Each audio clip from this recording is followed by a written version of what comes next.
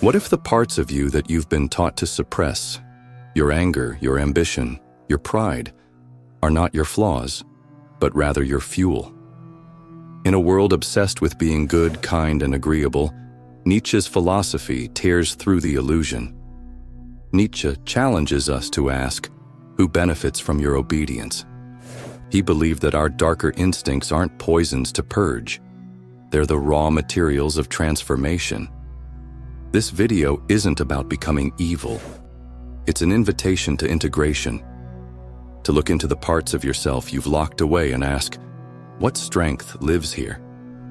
Tonight, we'll explore how Nietzsche's ideas challenge traditional morality, reveal the hidden power in our most primal drives, and guide us toward becoming more authentic, courageous, and complete versions of ourselves. You'll learn why taming your instincts might be holding you back, and how embracing them wisely can unlock a life of deeper purpose and power.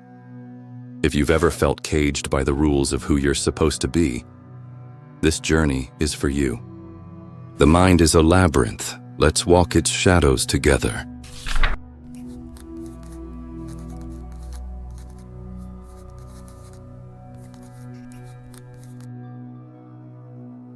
We're taught from a young age to be good, not wise, not powerful, not whole, just good.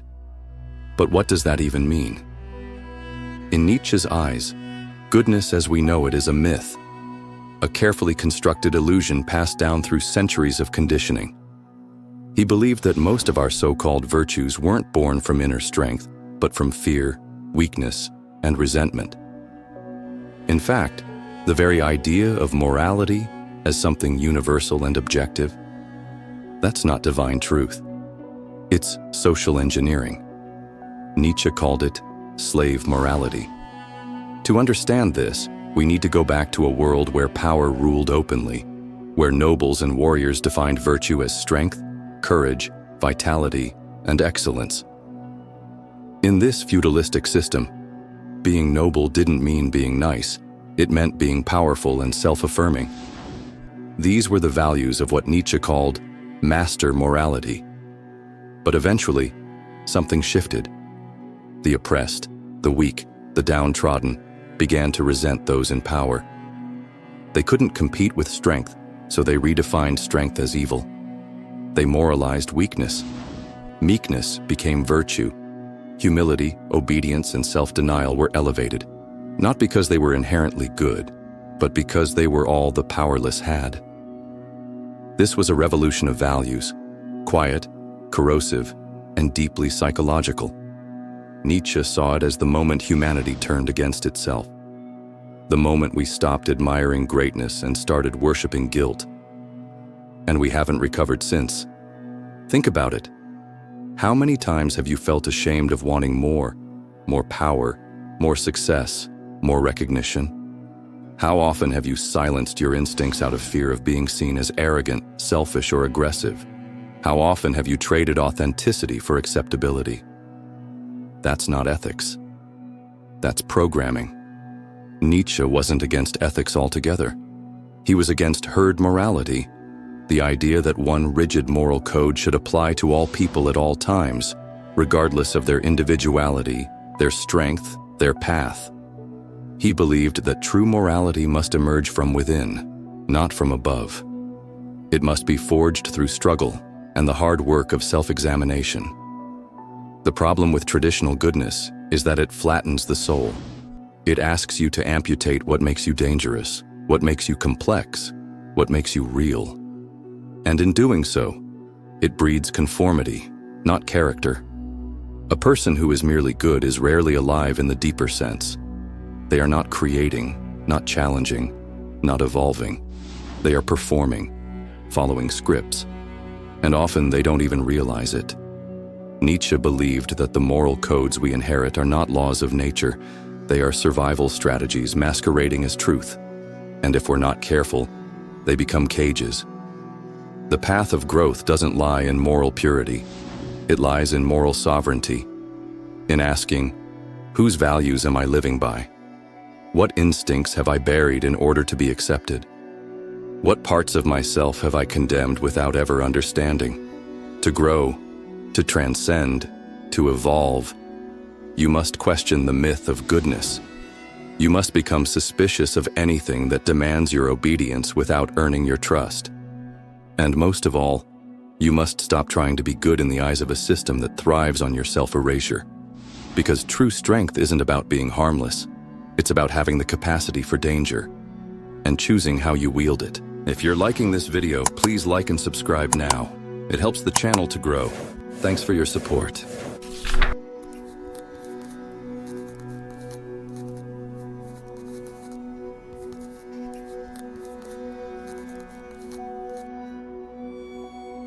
There's a part of you you've been taught to fear. It doesn't wear a smile. It doesn't play by the rules. It doesn't care what people think. It hungers. It claws. It burns.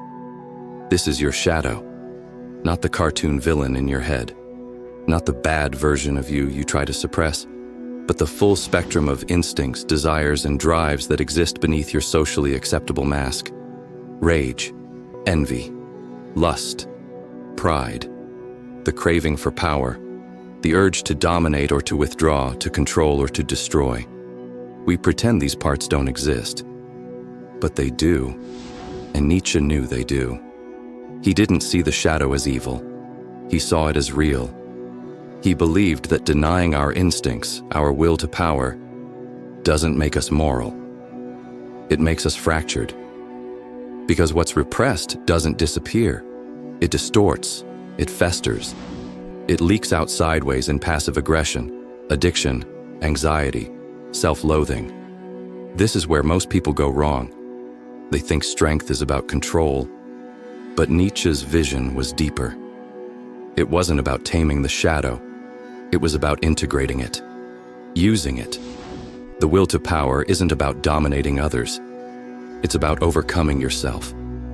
It's the internal force that drives creation, ambition, transformation. The part of you that says, "I refuse to be small." It's what pushes the artist to bleed onto canvas, the philosopher to challenge the world, the survivor to rebuild after devastation. But modern culture doesn't nurture this will. It shames it. It tells you to be modest, grateful, cooperative. It tells you that wanting more is selfish, that asserting yourself is aggressive, that anger is always toxic, that pride is sin. And so, people become emotionally neutered, afraid to take up space, afraid to speak with conviction, afraid to want. Nietzsche saw this fear not as virtue, but as decay. Because without desire, there is no momentum. Without instinct, no authenticity. Without shadow, no self. To become powerful is not to become cruel. It is to become honest. To stop lying to yourself about what you want.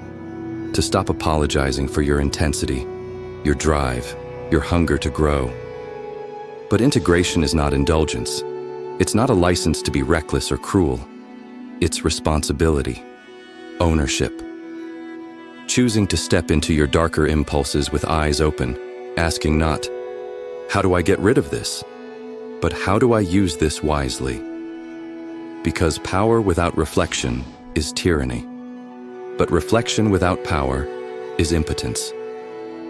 True maturity is found in the tension between instinct and intention, in building a container strong enough to hold your chaos, and disciplined enough to direct it. You cannot rise without your shadow. You cannot create without destruction. You cannot become without first unlearning who you were told to be. And in that unraveling, you'll find a deeper kind of freedom, not the kind that comes from fitting in, but the kind that emerges when you stop hiding from yourself.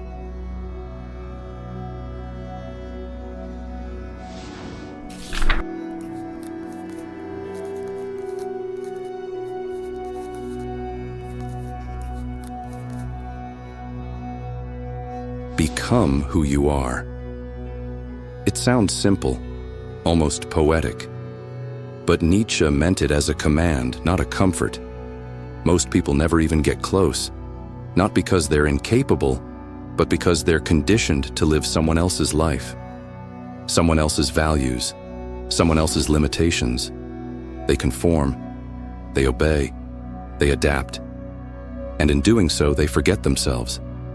But Nietzsche believed that the highest goal of life wasn't happiness, safety, or even virtue. It was self-overcoming, the constant, painful, glorious process of transcending what you are to become what you could be. And at the center of that idea stands the Übermensch, not a superhero, not an overlord, but a symbol of what's possible when a human being refuses to be shaped by the herd. The Übermensch doesn't accept morality as handed down. He creates his own values. He doesn't live for approval. He lives with purpose. He's not guided by guilt, but by strength, by an internal compass forged through fire, solitude, and radical honesty. To Nietzsche, the Übermensch was the next evolution of humanity, someone who turns suffering into meaning, instinct into art, and chaos into form. Not because they were born exceptional, but because they dared to rebuild themselves from the inside out. This is the difference between living and becoming. Living means moving through time. Becoming means transforming through it. And that transformation isn't linear. It's violent. It's lonely. It demands sacrifice, the death of old identities, the loss of comfort, the collapse of certainty. To become who you are, you have to let go of who you were told to be. That means leaving behind inherited morality, surface-level goals, and the illusion that you'll ever be complete. Because you won't be. And that's the point. The Übermensch doesn't seek final answers. He seeks deeper questions. He isn't obsessed with perfection. He's devoted to evolution. And in this, Nietzsche offers not just a philosophy, but a challenge. Are you willing to break yourself apart to become something stronger? Are you willing to walk through the fire of contradiction, rage, ambition, guilt, and not run? Because becoming who you are isn't about finding your truth. It's about forging it. It's not about healing into comfort. It's about healing into power. You won't get there by being good. You won't get there by being liked. You'll get there by being honest and hungry and willing to hold the weight of your potential without flinching. The Übermensch isn't above humanity. He is what humanity becomes when it stops hiding from itself.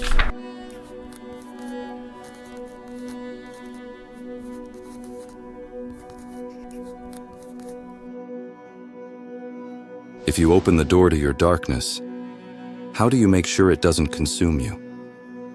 Nietzsche never said the shadow should be worshipped, only that it must be faced, and that distinction matters. There's a risk in every act of self-exploration. You can become so fixated on your power that you forget your purpose, so intoxicated by your instincts that you lose your balance. This is the tightrope Nietzsche dares us to walk, between chaos and creation, between wildness and will. To embrace your darkness is not to unleash it recklessly. It's to negotiate with it, to learn its language, to discover where your fury points you, what your pride protects, what your envy reveals.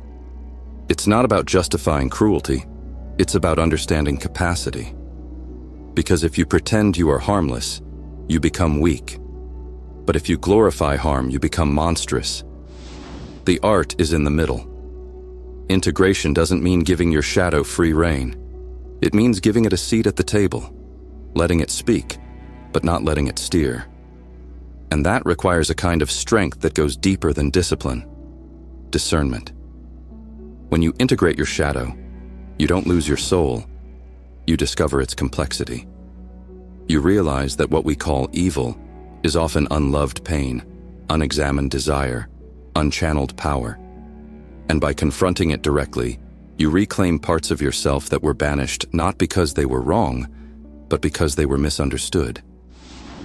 This is where real transformation begins, not in perfecting yourself, but in becoming whole. Artists, thinkers, revolutionaries, they don't create from purity. They create from depth, from conflict, from shadow. The greatest breakthroughs don't come from those who are clean. They come from those who've been broken and rebuilt something honest in the wreckage. But this process demands vigilance, because it's easy to mistake shadow integration for ego inflation. Easy to cross the line between courage and cruelty, between sovereignty and self-absorption. That's why Nietzsche doesn't offer comfort. He offers responsibility, not to follow a moral code, but to craft one.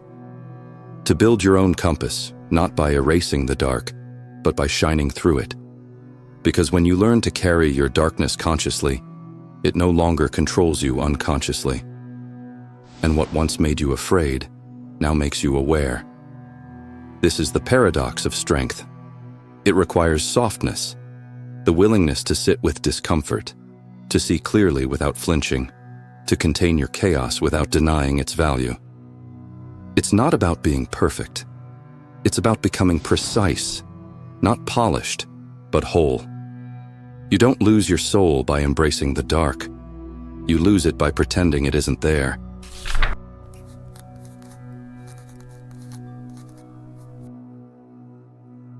You were never meant to be pure. You were meant to be powerful. Nietzsche didn't ask us to destroy morality. He asked us to outgrow it, to evolve past the scripts we inherited, to face the fire within, not to be burned, but to be forged. Your darkness is not your shame. It's your signal, a call to depth, to courage, to sovereignty. Because what makes you dangerous is also what makes you real. And in a world that demands performance, being real is the rarest form of rebellion. The journey to becoming who you are isn't about fixing yourself. It's about facing yourself. So if you feel that hunger rising, the part of you that won't settle for obedience or smallness, listen to it. Not blindly, not recklessly, but wisely, precisely, fiercely. Your shadow isn't here to ruin you. It's here to reveal you. Thank you for walking this path with me tonight. Until next time, dare to face the mirror, embrace your chaos, and remember, your darkness isn't your enemy. It's your catalyst.